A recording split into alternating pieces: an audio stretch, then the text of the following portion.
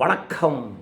பூமா சேனலுக்காக நேர்மையான கருத்துக்களை உங்களோடு பகிர்வதில் மகிழ்ச்சி அடைகிறோம். நீங்களும் சப்ஸ்கிரைப் செய்து கொண்டு உங்களின் மேலான ஆதரவை எங்களுக்கு வழங்கிடுங்கள்.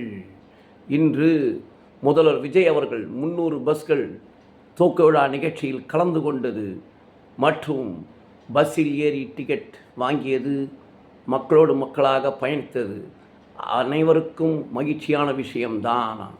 ஆனால் ஒன்று கவனிக்க வேண்டியது உள்ளது.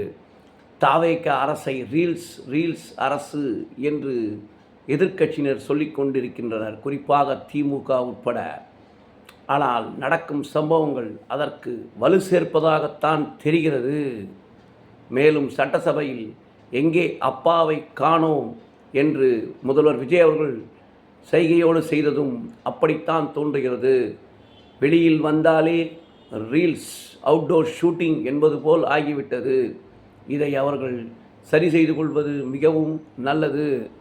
ஒரு நாள் மக்களுக்கும் போர் அடித்துவிடும். என்னடா இது, இவர்கள் வெளிவந்தார்களே, ஷூட்டிங் ஸ்பாட் மாதிரி செய்து கொண்டிருக்கிறார்களே என்று நினைக்க தோன்றிவிடும்.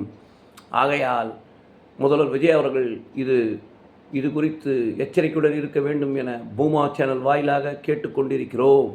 எங்கே அப்பாவை காணோம் என்றவர் எதற்காக தேர்தலில் ஜெயித்தவுடன் முதலில் அவரை போய் சந்தித்தார்? யோசிக்க வேண்டிய விஷயம் இதுதான்.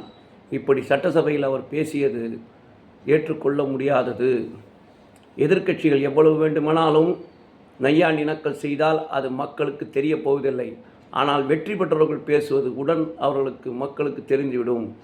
ஆகவே எச்சரிக்கையுடன் செயல்பட்டு தாவேக அரசை நல்வழிப்படுத்தி, தொண்டர்களை நல்வழிப்படுத்தி மென்மேலும் நல்லபடியான ஆட்சியை மக்களுக்கு தர வேண்டும் என்று பூமா சேனல் வாயிலாக கேட்டுக்கொள்கிறோம். நன்றி, வணக்கம்.